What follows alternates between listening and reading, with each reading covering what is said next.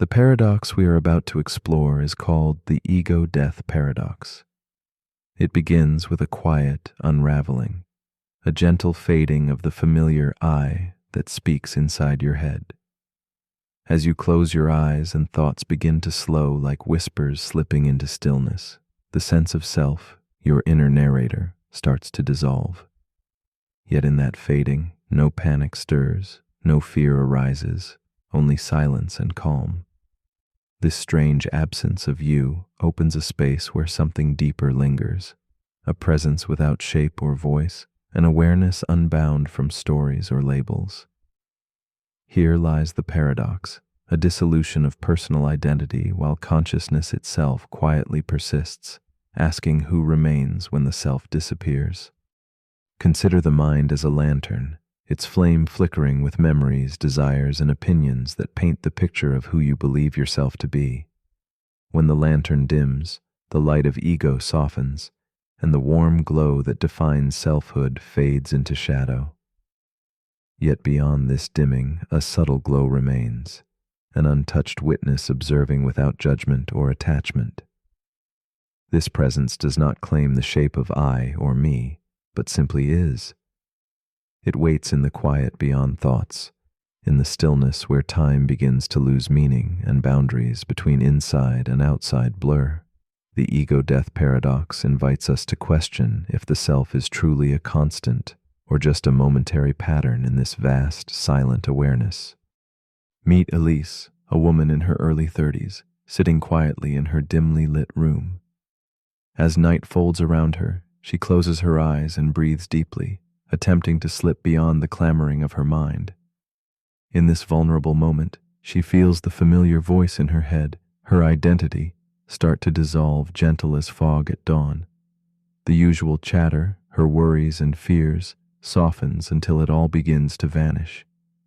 Yet within this fading, a calm presence takes hold, unshaped and silent.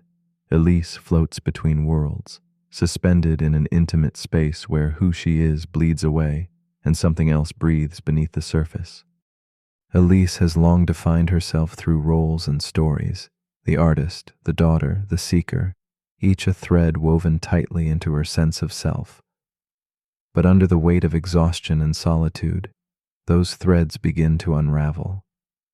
She senses a strange peace in the loss, as if the boundaries that held her in place are softening like wax under a candle's glow.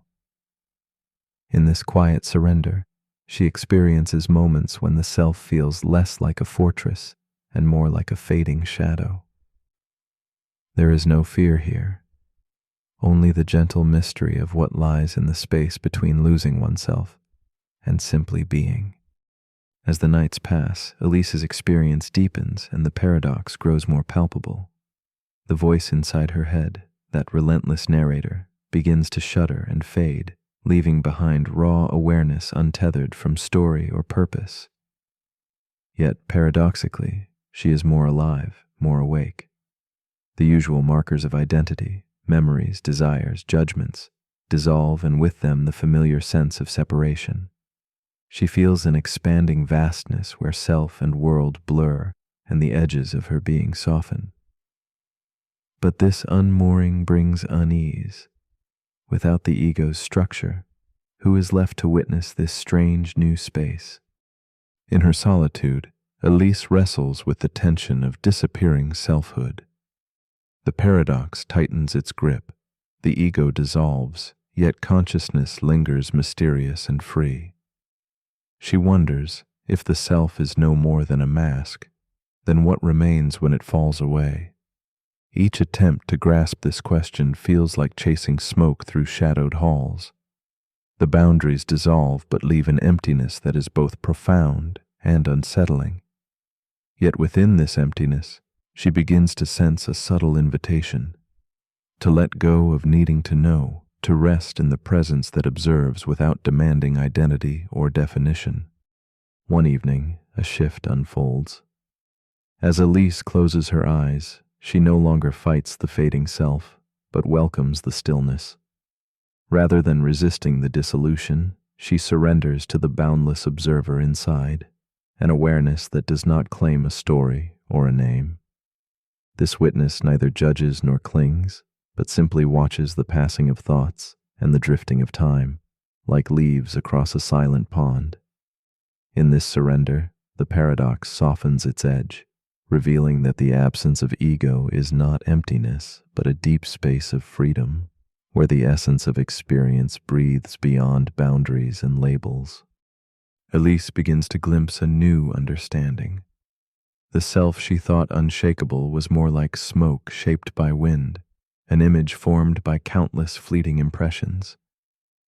Now she sees the ego not as the essence of her being, but as a delicate veil, a story woven to hold form and meaning.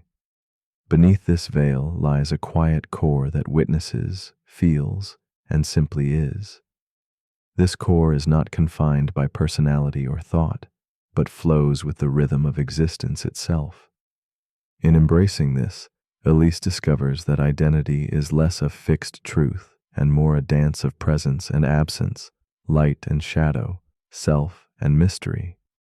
Slowly, Elise releases her grip on control, surrendering to breath and stillness, to the quiet pulse beneath the vanishing ego. She finds peace not in clinging to what she was, but in opening to what she is beyond words. This unfolding is not loss, but return, a gentle rediscovery of self beyond the story. The ego-death paradox becomes a doorway to rest, where less is more, and separation dissolves into unity. Here, in the quiet darkness before sleep, Elise embraces the vastness within that cannot be named or held, only lived and trusted in silence. As you lie here now, with thoughts dissolving like fog and the familiar voice of self growing faint, consider this gentle mystery. If your ego can disappear but awareness remains, was the self you knew ever truly real? Or has it been a mask, a fragile ripple across the surface of something infinite? In the quiet that follows surrender, what might you find when you stop being you even for a moment? Could the loss be not a fading, but a coming home to a deeper presence waiting silently beneath the guise of identity? What would it mean to awaken to that stillness and to vanish into it with open eyes?